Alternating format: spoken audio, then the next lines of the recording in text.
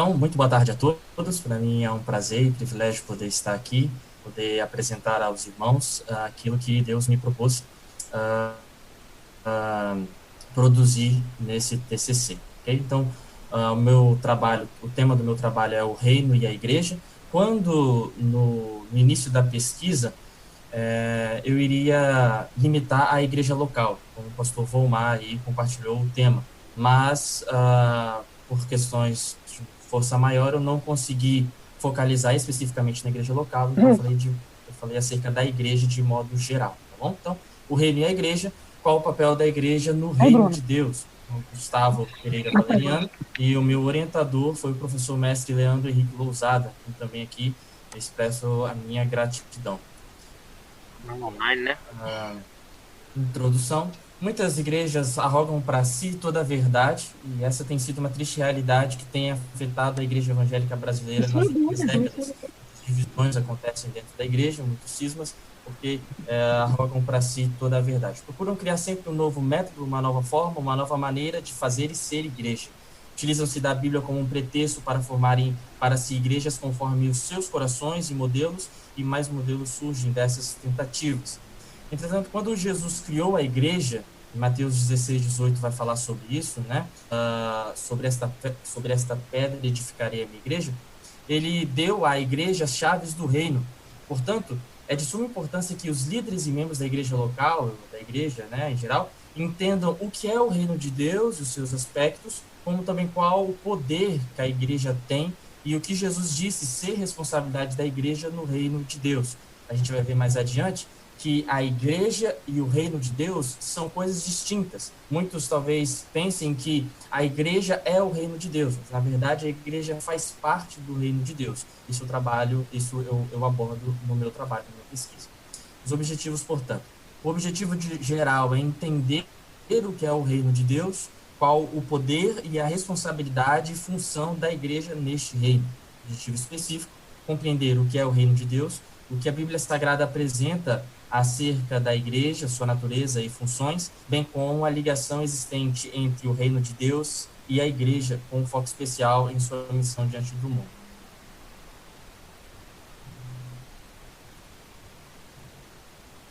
A fundamentação teórica. Bom, para a pesquisa de análise textual bíblica, foi utilizado as principais obras lexicais e gramaticais para um profundo entendimento do texto bíblico. Teve algumas sessões da pesquisa que eu fiz uma exegese, então eu tomei mão de obras para tal pesquisa.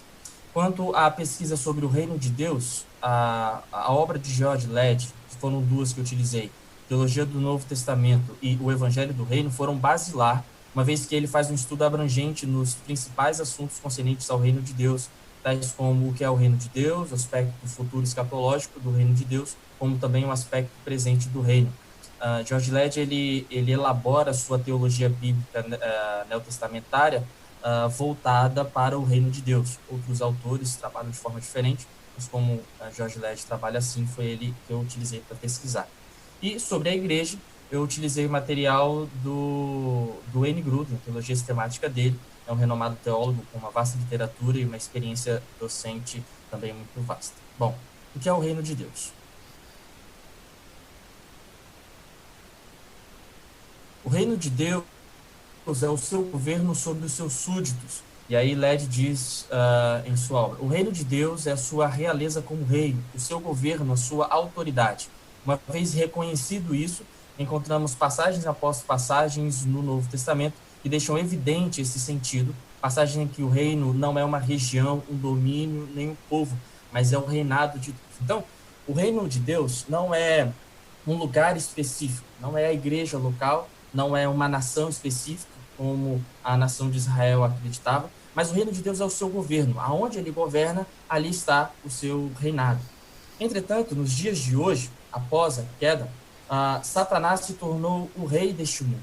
Ele, como a Bíblia diz, o mundo jaz no maligno e o império das trevas reina no mundo. Então foi necessário a encarnação de Jesus Cristo, e em sua encarnação, o reino de Deus adentrou este mundo. Por isso que João Batista, quando ele começa o seu ministério, ele diz: arrependei-vos, porque o reino dos céus chegou. Ele estava falando acerca de Jesus Cristo. E quando Jesus ele também começa o seu ministério após o batismo, após a tentação, ele também diz: arrependei-vos, porque o reino dos céus chegou. Portanto, a encarnação de Cristo foi o adentrar do reino de Deus no mundo. Ele veio para destruir as obras de Satanás, o aprisionamento que as pessoas viviam debaixo do governo de Satanás, e todos aqueles que se submetiam ao reinado de Cristo Jesus adentravam no reino de Deus. Por isso que Led coloca dessa forma: uma vez que se reconhece o reinado de Deus, uma vez que se submete a esse reinado, então se entra, passa-se então a fazer parte do reino de Deus. Para entrar no reino de Deus, existe uma exigência, e Led ele trabalha isso no seu livro O Evangelho do Reino. Existe uma exigência, e essa exigência tem 4 características. A primeira, ela tem que ser uma decisão firme. Led coloca da seguinte forma: você sabe o que sua decisão envolve? Você está disposto a tornar-se um discípulo de alguém que não tem casa, não tem posição e nenhum prestígio? Você pensou bem nisso? Já considerou essas implicações? Jesus exige uma decisão firme, uma decisão inteligente, uma decisão que não é tomada de forma leviana.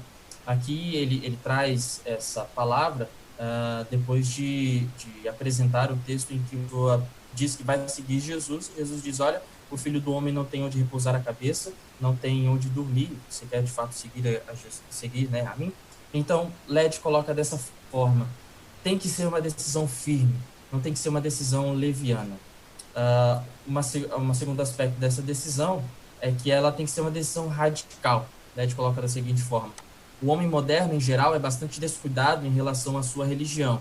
Ele, com frequência, empreende medidas radicais na busca de riqueza, sucesso ou poder, mas não está disposto a se comover intimamente em relação aos interesses de sua alma. Jesus afirma que esse tipo de homem não pode conhecer a vida do reino. Esta vida exige uma resposta, uma decisão radical, uma recepção entusiástica. O nominalismo é a maldição do cristianismo ocidental moderno.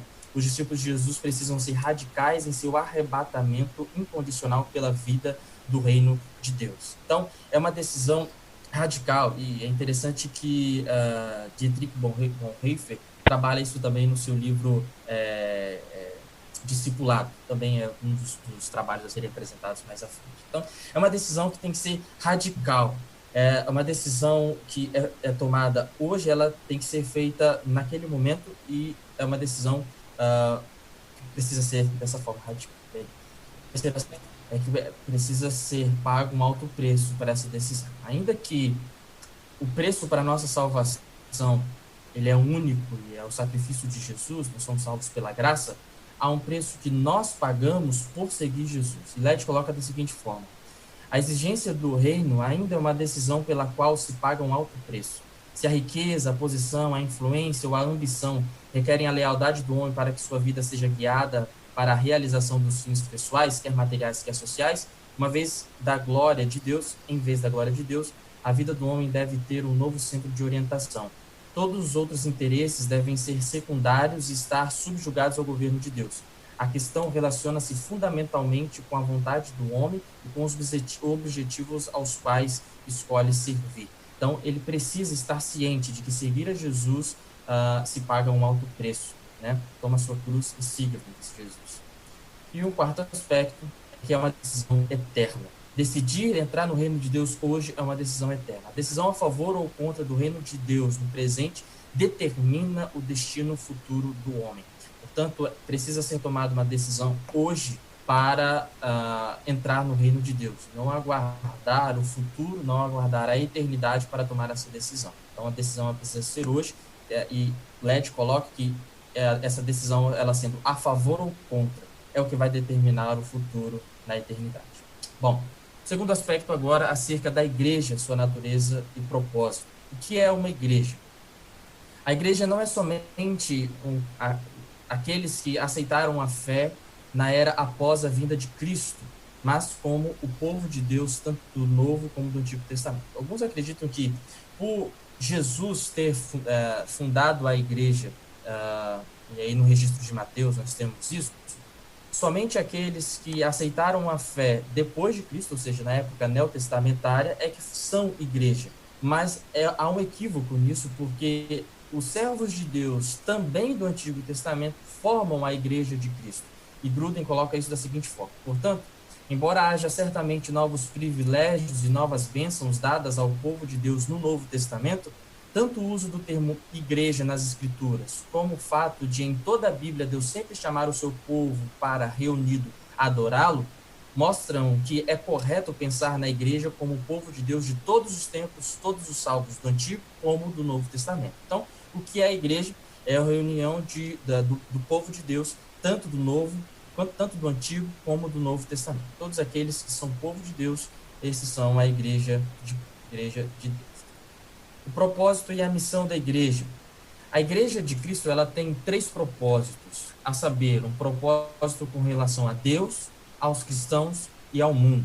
Para com Deus, o propósito, a missão da igreja é a adoração. E aí Gruden coloca assim: a adoração na igreja não é simplesmente uma preparação para algo mais, como foi colocado pelo irmão anteriormente.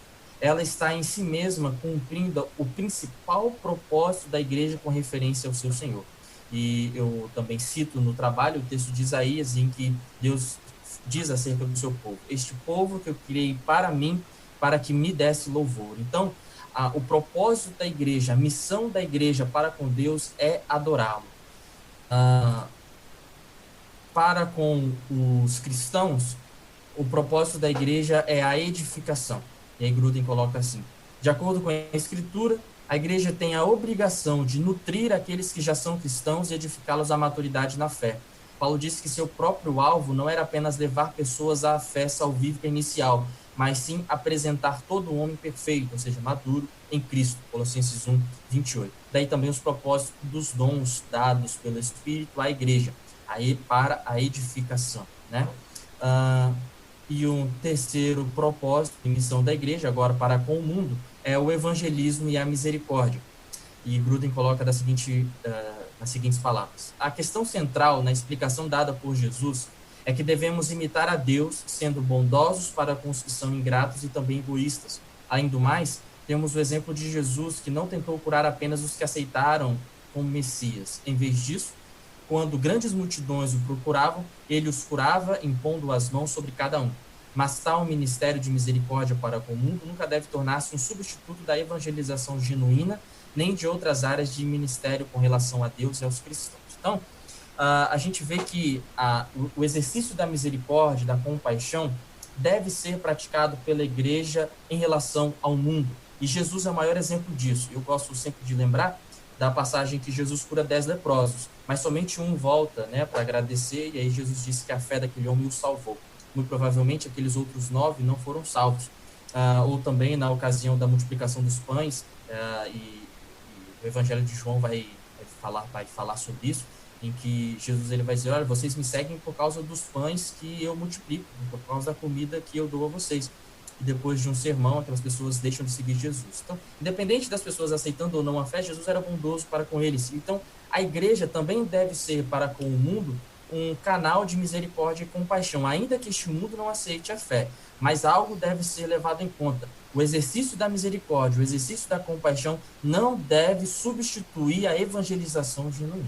Isso a igreja tem que levar em conta no cumprimento da sua missão.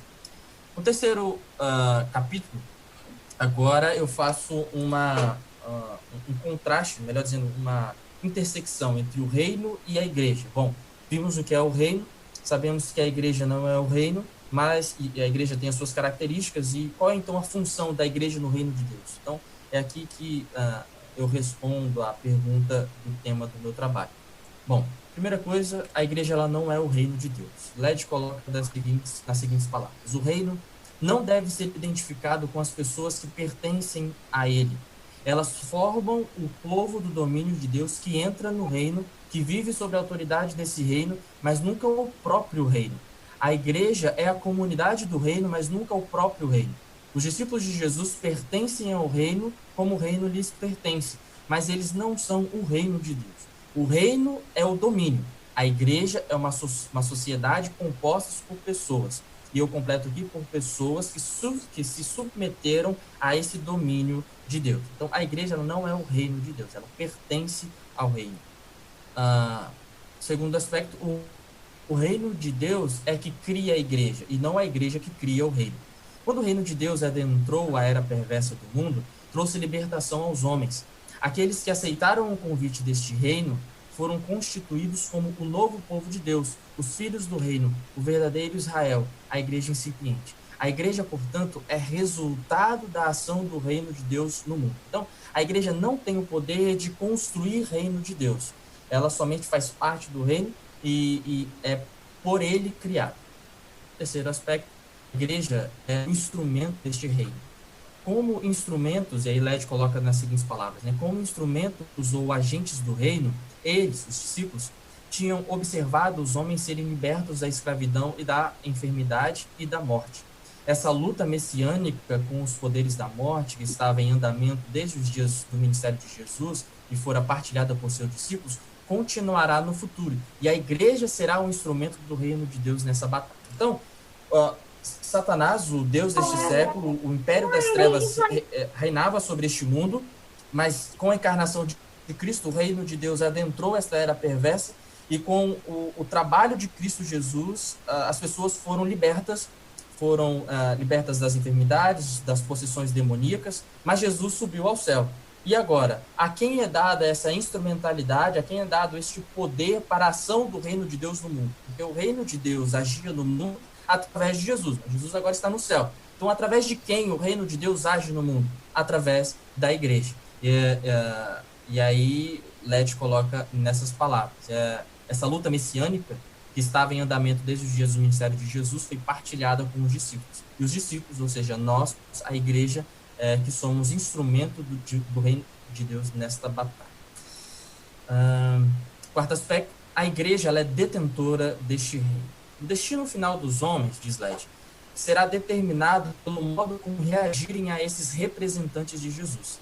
Recebê-los é o mesmo que receber o Senhor que os enviou. Led, ele trabalha no seu livro Teologia do Novo Testamento, que no Antigo Testamento, Israel era a detentora do reino. Para pertencer ao povo de Deus, era necessário pertencer à nação de Israel, ou através da descendência sanguínea, né? Ou então pelo proselitismo. Alguém aceitava a fé israelita e passava a fazer parte do reino de Deus.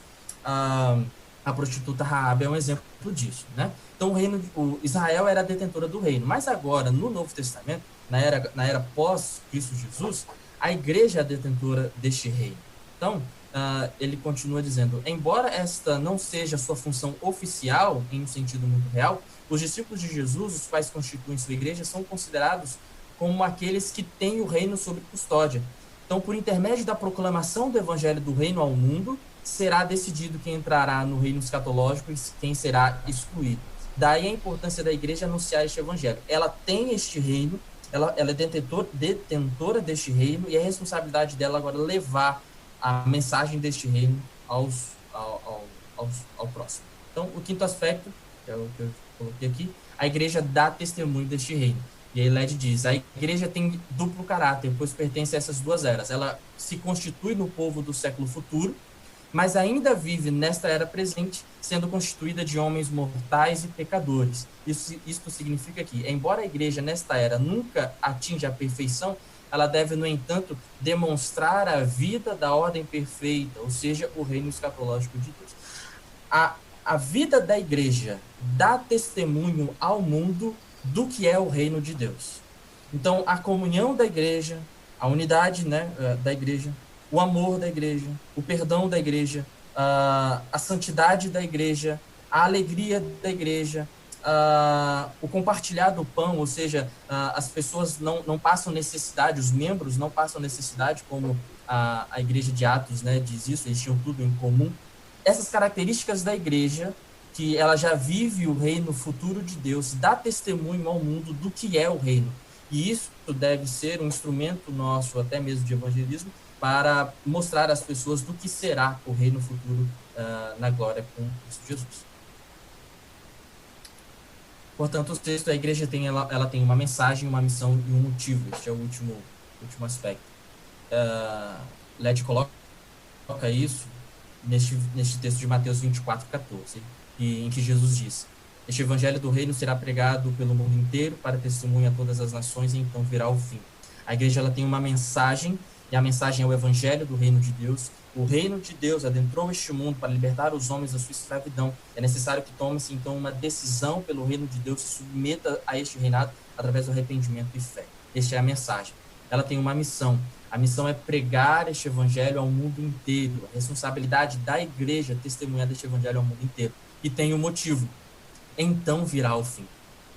O motivo da igreja anunciar o evangelho de Deus a todo mundo é a vinda do rei, a vinda de Cristo Jesus, a segunda vinda de Cristo Jesus. Eu concluo então com essa fala de Led. Ele diz assim: você ama o aparecimento do Senhor? Você empreenderá todo esforço para levar o evangelho a todo mundo. Essa é a boa notícia do reino. Cristo tirou a autoridade de Satanás. O reino de Deus atacou o reino de Satanás. Esta era perversa foi invadida na pessoa de Cristo pela era por vir. Toda a autoridade agora é dele. Ele não demonstrará essa autoridade na gloriosa vitória final até retornar. Mas agora a autoridade é dele. Satanás está derrotado e preso. A morte é conquistada. O pecado está destruído. Toda a autoridade é dele. Portanto, vão. Por quê? Porque toda autoridade, todo poder é dele e porque ele está esperando até que terminemos nossa tarefa. O reino é dele, ele reina no céu e manifesta seu reino na igreja por intermédio dela. Quando concluirmos nossa missão, ele retornará e estabelecerá seu reino em glória. Não nos é concedido apenas aguardar, como também apressar a vinda do dia de Deus. Essa é a missão do evangelho do reino e a nossa missão. Essas foram as referências gráficas que eu utilizei. Então, meu muito obrigado.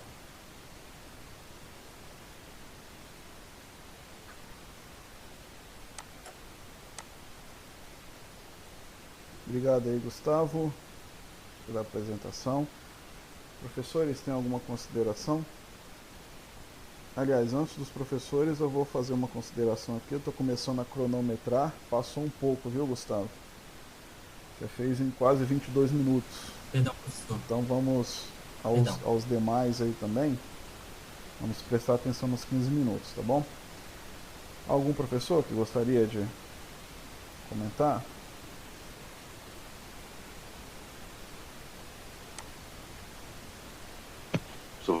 Vamos, posso perguntar? Sim. Não, pode não. Gustavo, parabéns, tá? Você demonstrou realmente muita pesquisa no que você trouxe para a gente, tema relevante. Agora, o que acontece? Um teólogo chamado John Dominic Crossan, ele vai dizer que a chave de leitura do Novo Testamento é você contrapor o Império Romano com o Reino de Deus. É justamente essa luta incessante, desde as cartas de Paulo, chegando aos Evangelhos e até o Apocalipse de João.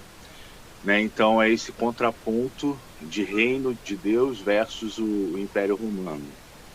Hoje, a gente não sofre com nenhuma perseguição do Império, como os cristãos primitivos.